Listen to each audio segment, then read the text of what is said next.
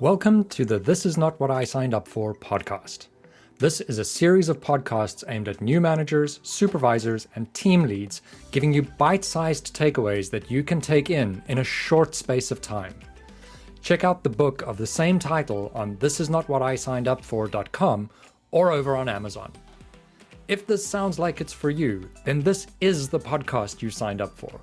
Let's get our feet wet and learn to swim with today's episode.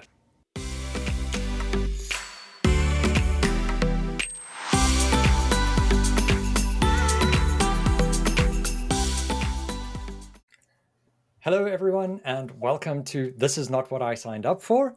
It's the next edition of our podcast, and I am super excited to have Beverly Beuermann-King joining me today. Hi, Beverly. Hello, Ross. Great to have you with us.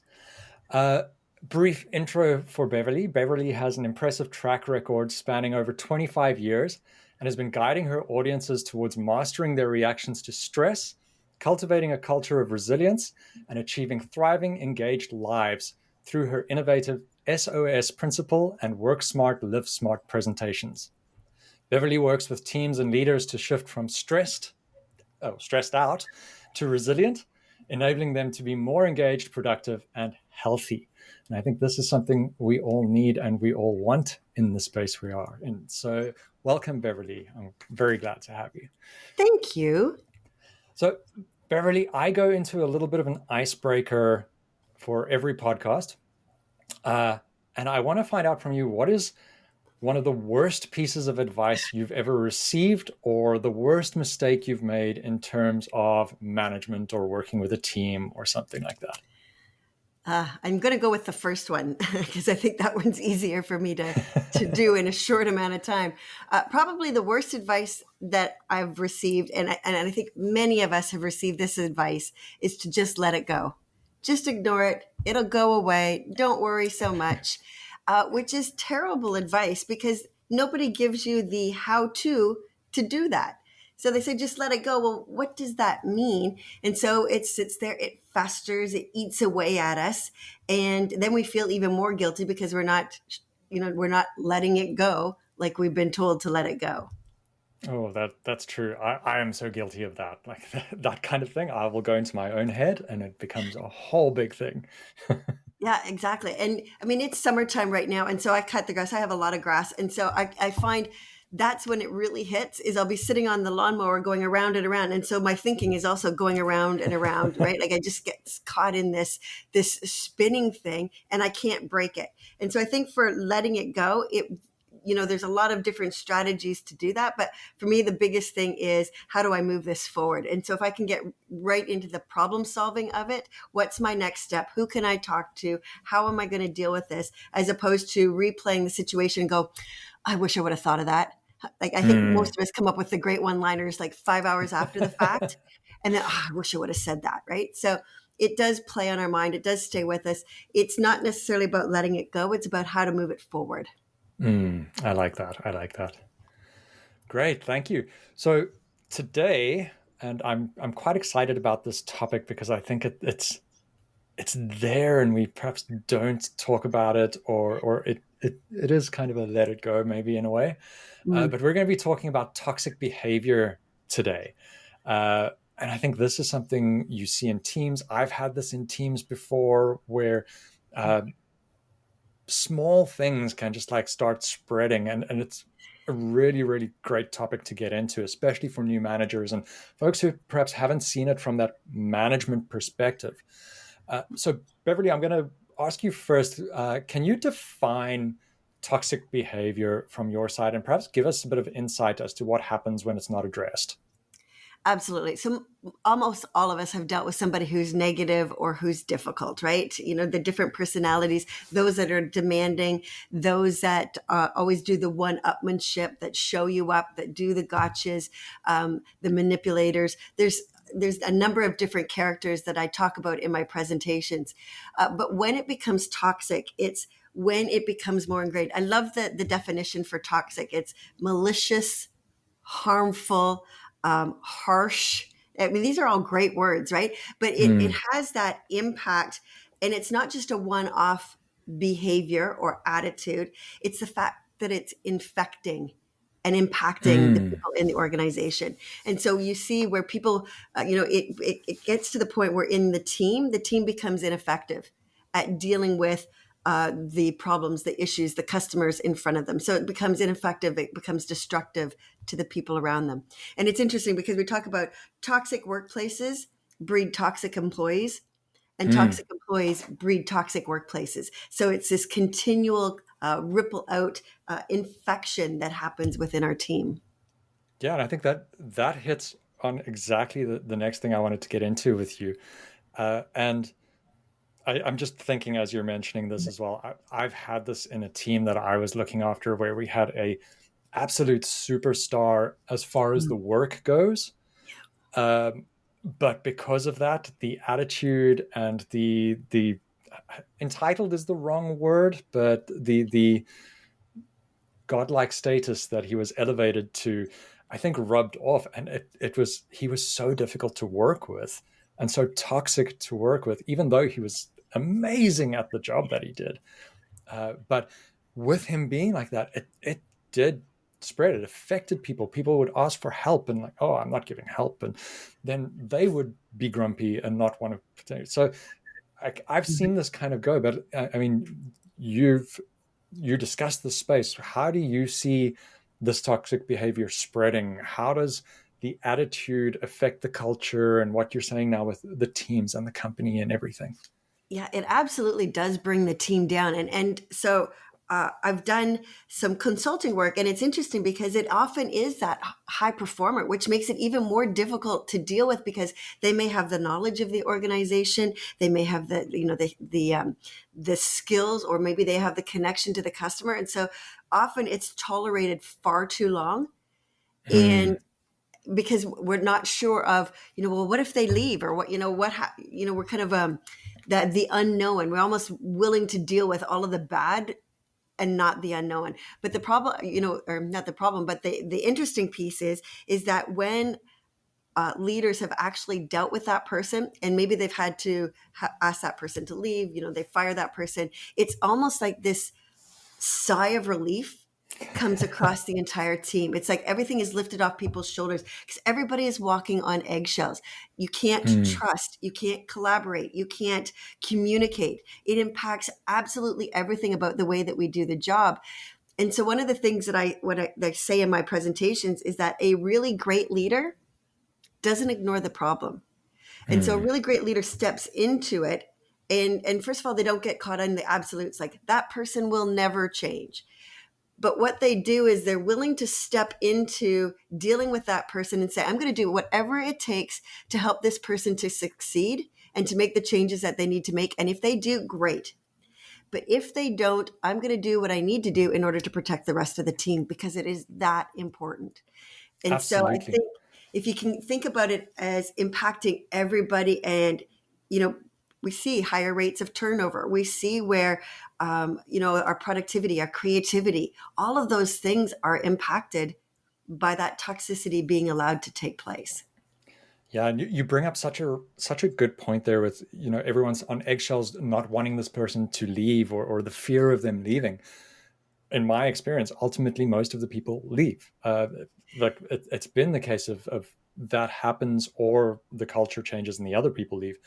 But you spend so much time, and I think a trap that I see a lot is people spend so much time uh, managing the toxic person that they neglect the stars in the team and the upcoming stars and the folks that could be doing really well. And that spreads as well because now you're devoting too much time to the wrong, well, not necessarily the wrong, but a different side of things. And you're letting the ball drop on Yeah. your stars that could be coming up. And I see both things happen. I see where some leaders put the blinders on and they don't acknowledge it. The team will figure it out. It'll work itself out is like the worst strategy, right? It's kind of like the let it go. And so, they'll either put the blinders on, or like you said, they spend so much time and attention managing that person that everybody else just kind of falls by the wayside. And so you lose all of this collateral and productivity and engagement at the expense of trying to keep this one person. When in reality, almost all of us can be replaced. It's not going to be easy, right? And so your goal as a leader is to put together the right team. And the Yeah. right team is one that can move things forward. It's the team that can adapt and make changes and move into the future, right? And so that's who you're wanting on your team. Yeah, for sure. And I think, there's so many aspects to it with sort of single person dependencies as well, when someone is the only one who can do it. And I'm a big fan, and in all my teams, I've pretty much tried it to get everyone to share that load and know what to do. I feel like it's an asset sharing the knowledge as opposed to hoarding the knowledge, because then the person hoarding the knowledge can become a liability uh, Mm-hmm. in this space.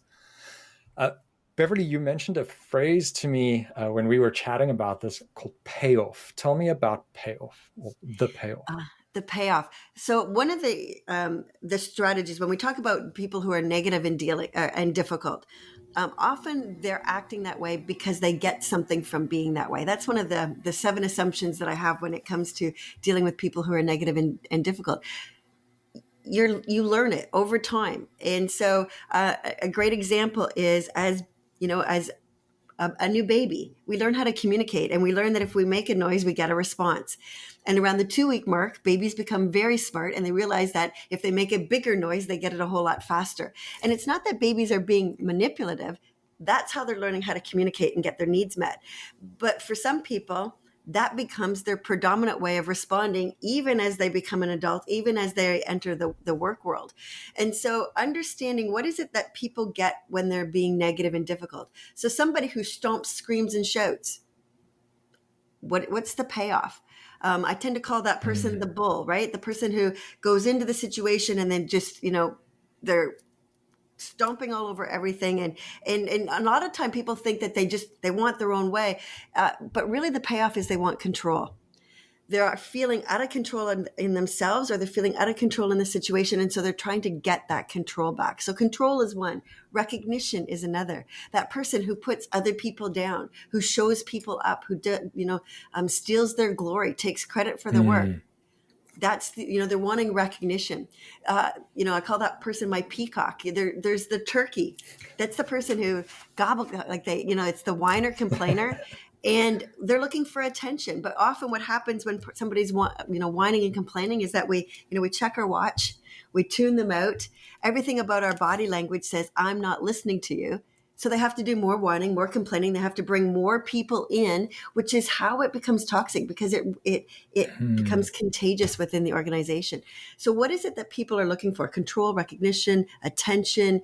Um, you know, I win, you lose is another one. So I'm up Mm. here, you're down here. Um, Fear is another one. So people who use their sense of humor as a way of taking you off topic, or they start crying in a tense situation. Now, I'm totally guilty of this. When I get mad and angry, I start crying, and it makes me even more mad and more angry. But I'm going to deal with this situation. So that's not avoiding. That's just me getting frustrated. Um, but Yeah. but some people will do that to take you off topic so that you don't deal with the tense or the important or the conflict that's in front. So Mm. when you understand that, then you can meet those needs in a much different way. So somebody who's looking for control, I can give them control without giving them carte blanche. I can say, okay, what are the options? Do you want to do it this way? Do you want to do it that way? Do you want to talk to me? Would you like to talk to somebody else? And um, the more choice they have, the more in control they are, the less of the stomp, scream, and shout behaviors you're going to Mm. see. Oh, that's fascinating. And that leads you to that addressing that different toxic behavior that you're having then. That Yeah, and it's as like a a leader, disarmament. yeah, it's as a leader, it's part of it is knowing that.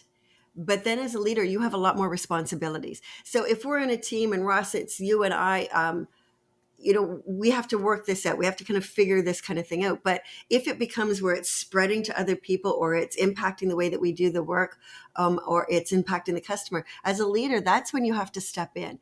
That's when you have to figure out how are we going to deal with these toxic behaviors. And the first step in strategy is really to prepare, which seems so incredibly easy. Like, it's kind of like the let it go. But there's so much to this, and this is often the step that's missed, because somebody blows up in a meeting. Our instinct is to deal with it right away, but that may be the worst thing to do because we're not prepared. We don't know what it Mm. is we want to say. We haven't prepared for all of the different scenarios. How is that person likely to respond in this situation? Are they likely to finger point or pull other people in, walk out of the room, slam the door, get aggressive? We need to be able to replay or figure out those situations, and how are we going to respond so that we're not caught off guard. Mm. Preparing is also about what is the goal of the conversation. And often the goal, if you kind of boil it down, is to have a productive work environment, a productive, engaged work environment. And these behaviors aren't facilitating that, but you have to have that all in your head before you ever go into one of these conversations. Yeah. I remember many years ago, we were working with some external consultants, and one of them was particularly explosive. And I think some of the best advice I received at the time, because he was scream and shout at absolutely anything that happened, didn't matter who you were. And some advice that I received, because we were trying to change the response that he would have, kind of thing. And we got told, well, you can never turn a cactus into a flower. What you can do is put gloves on and prepare when you're going to be dealing with the cactus, so if you have to pick it up. I And love it. that was such a great little change in my mind, from Leanne, the lady who told me that, where I then dealt with it very differently, and instead of trying to change the outcome of the screaming and shouting, prepared for what could come of that, and how to address it, and it worked a lot better.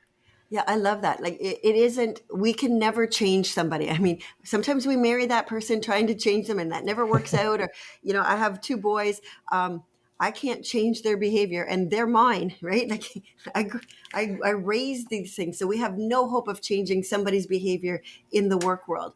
What we can do is figure out how do we move those forward. So I always talk about going from problem identification into problem solving. And we Mm. spend an incredible amount of time in the problem identification mode of trying to figure out what's wrong or how do we deal with this person. But what we need to do is figure out how do we move them forward? How do we go from what is it to what are we going to do about it? And so when you understand what the payoff is, when you've prepared ahead of time, you're in a much better position to have the conversation on how do we move this forward. And Yeah. so, I think when we talk about kind of that first step, there's a lot in that preparation. But then, we look at the strategies for, okay, how do we move this forward? How do we problem solve? The kind of the second piece for this is we need to start the conversation by listening, which is often not what Mm. we do either. Yeah. And First chapter in my book. awesome. So, we go into it, go guns a blazing, and this is what needs to be changed. And the person already has their backup. So I love that the start of of doing this, of going, okay, what do you think is going well? And what do you think is not going so well? And when you Mm. frame it in that kind of way, then you start to hear, because maybe in your, in that initial step of doing your research, maybe you didn't ask the right questions to other people. Maybe you didn't get all of the background of things that were going on. And that can color Mm. the way that this conversation goes. So you start by listening. You start by hearing what they have to say, and then you give some feedback. This is what's working, and this is what's not working. I think the other mistake that leaders make is that we assume that people would just know that the things that they're doing is not correct, is not acceptable, Yeah. and a lot of people don't have that insight. And so when you say, here's what you are doing that's working and here's what you're doing that's not working, you give them the contrast. You let them know that these are the things that you want to see more of and these are the things that you don't want to see, and why it doesn't fit with your values. The team values. I always say that our values are our rules of engagement. And so, first of all, you should Mm. have them. And if you haven't defined what it looks like to live them and not live them, you need to do that work first, because you can't hold somebody accountable to something that you haven't defined. Mm. So, True. So so true. yeah, so define what it looks like when we're not living it, and then show that. Say this is where we're not living these values, and then you give them an opportunity to fix it, to change it, and you need to give them the support, whether that support is training, It might be training on diversity or communication or whatever that looks like, time management even. What support do they need from you? And then I think the last step is the follow-up, because sometimes we think we've had the conversation, it's one and done, and we will never talk about it again. And we know that the biggest sustainer of performance is by that ongoing feedback. So how are you going to give that feedback? What does that look like? And what are the deadlines? What are the timelines? And how are you going to monitor this so that everybody's on the same page? Oh, that's great. That's great. It's such a nice sum up and round up of all of that. It's great. Beverly, as we're heading to time, if you start addressing all of this toxic behavior, there's the obvious visual benefits that we might see in the team, but what are some of the benefits that might not be directly visible to addressing this toxicity? Again, we talk about engagement, but I think the other piece is mental health. This takes a huge toll, and that's my background is on mental health in the workplace, and so it does lead to burnout. It does lead to people, not having balance in their life because they're so totally exhausted from the day that when they come home, self-care, what to eat, how to have conversations with other people, they don't have the energy for that, which becomes more isolating, which becomes more devastating, and then we lose really good people because we didn't take the time and energy to deal with this. So, that's a piece. The other part is people talk, and it's going to become harder to attract people to your organization. If we want to be the employer of choice, we have to step into these really hard conversations. Yeah, that's so true. Beverly, thank you so much for sharing this knowledge with us, the listeners. This has been fantastic. As we wrap up, give me a little bit about what you're working on in your space currently. Surprisingly, this is a lot of what I'm working on right now because, I started off, my background is in mental health, like I mentioned. And so mental health resiliency, how to deal with burnout. And then post-pandemic, this has really grown because it is having such an impact on our organizations. I did a program called Stop Letting That Difficult Person Ruin Your Day before the pandemic. And then there was crickets. It was one of my top ones. And then there was crickets during the initial parts of the pandemic for like the first 18 months. And it has continued to grow over these last few years. And so people are tired. People are worn out. Dealing with other people, they don't have the patience. Everything gets on our nerves right now because we just don't have anything left in the tank. And so this is one of the biggest areas for my business right now. Okay, fantastic. Well, folks, if you want to find out a little bit more about what Beverly's doing, her write-up and links to her site are going to be in the show notes. So, Beverly, thank you so much for joining us today. This has been fantastic. I love what you've taken us through. It's been great having you on. Thank you so much. Thank you for inviting me. This was a lot of fun. And so I hope there were some useful tips in today's discussion with between us. So many. So thank you very much, Beverly. Thank you to our listeners, and we'll be back in the next 2 weeks. Thank you, everyone. Cheerio.